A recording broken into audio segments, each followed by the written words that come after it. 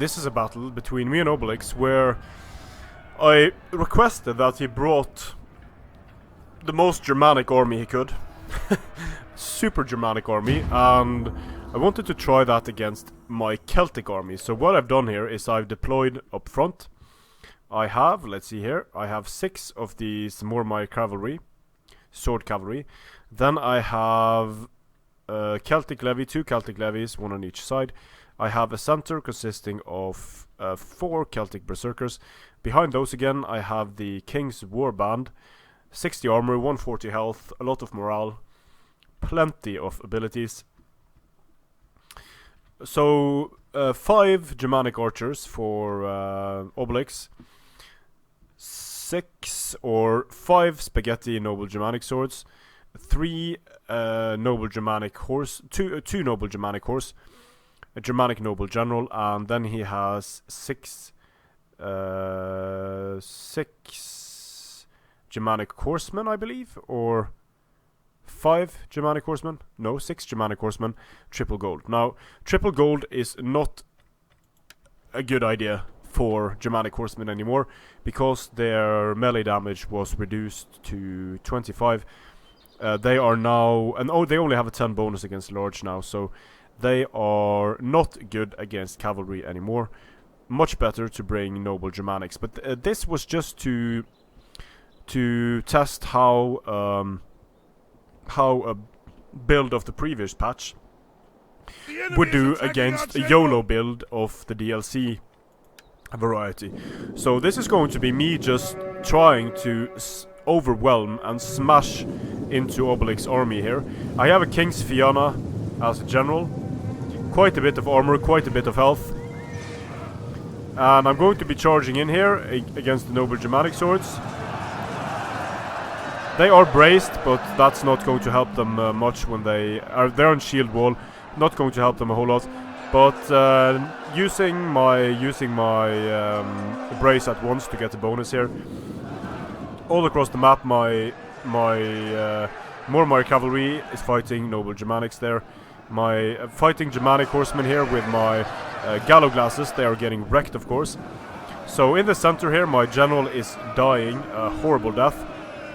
General has fallen. And now he's dead, so that was not the smartest move, YOLOing him in like that. The men have broken and over here there's a blob of some Celtic levies. The Mormar cavalry just got charged and it's losing decisively, so not having a good time there. Now the Celtic berserkers are going to charge in, but the problem here now is that Obelix has these 200 range archers. I'm not going to be able to do anything about them because it was 100% certain that I was going to lose the cavalry fight here. I can't bring any more than 7 melee cavalry, and 6 of them are going to lose horribly to any kind of decent melee cavalry. So now Obelix's cavalry is running rampage through my infantry, and this is how quickly. If you look at the kills now, look at how quickly. Let's see if you can. I don't think. Why can't I see it now? Okay, now I can see it. If you see look at how quickly my men are falling, and well, actually now Obelix's men are falling quite rapidly. I think that has to do with what's happening over here. I'm breaking through with my King's Warband. He's pulling out his a lot of units, which means that he loses a lot of men as well. But it does allow him to pull back in and get a nice charge, like here. Putting in the Germanic horsemen again will just absolutely destroy my very light axe infantry. Over here my Celtic berserkers are starting to break through in the center here against the Germanic nobles, but all of these Germanic archers aren't able to do much because they are obstructed to a significant degree. Have been rallied. Still though, the remaining cavalry is doing a lot of damage in my backlines. And I'm having a bit of an issue trying to break through his shield wall Germanics, because their 20 bonus again, their 15 bonus against infantry means that they are, I almost think Obelix is killing more of his own Germanic nobles here than I am killing. So bit of an issue there. There we have some misty blood effects. Now you saw I made a video about not liking the blood mod or the blood DLC too much, And you can see the blood is disappearing from the ground quite rapidly. So you don't get the bloody battlefield, it just disappears. Which is too bad. And once again, the free cavalry of Obelix just rampaging through my infantry lines. And while the Celts do have very nice infantry, and they can get very close with their infantry, using their guerrilla deployment, a standard Germanic build is still going to be stronger, I think, than any possible build the Celts can bring, unless you do some seriously MLG ambushing. Doing a bit of friendly fire here is Obelix, but at this point it doesn't matter. He has such an advantage because he's going to lose this cavalry unit though. He's going to might lose a cavalry unit from indiscriminate friendly fire, so he spoke a bit too soon. It definitely was a bit risky using friendly fire here, but he's able to make it out with at least one cavalry unit. And now I only have these few units of King's Warband left. They are fighting to the death.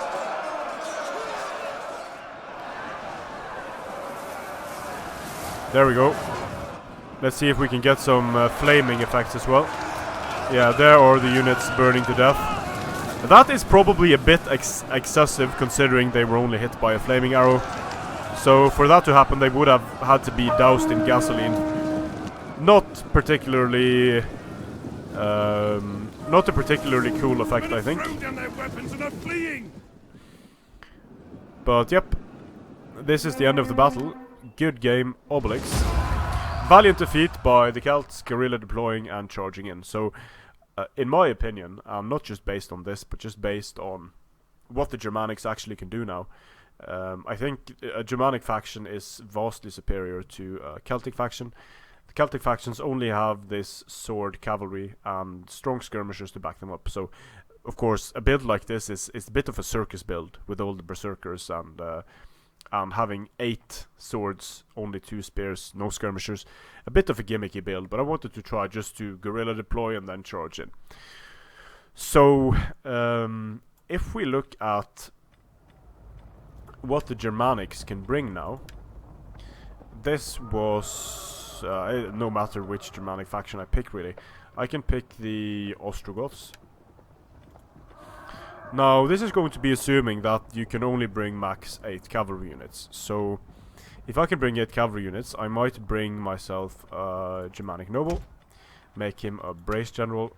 Then I'm going to bring 2, 3, 4, 5, 6 noble Germanic horsemen.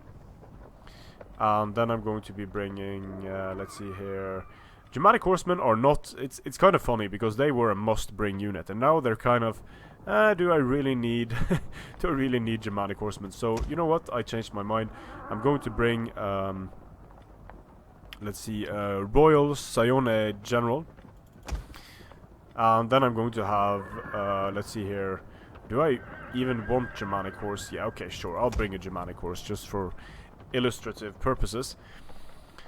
And then I can also bring 1, 2, 3, 4, 5, 6 Gothic warbands, for example, and I can bring 1, 2, 3, 4, 5 archers and have a few funds to spare. I don't really need to upgrade anything at this in this particular build. It's not necessary. I don't have morale problems. I already have elite cavalry. And my question to you is, what are the Celts going to do against a build like this? Well, I mean, the cavalry fight is lost. You're outranged in terms of skirmishing. The infantry, if it connects with your infantry, sure, the Gothic warband could lose a lot of engagements, but if they get the charge, they are going to do a massive amount of damage. So, I kind of wonder, what are the Celts going to do against something like this? Strength and honor.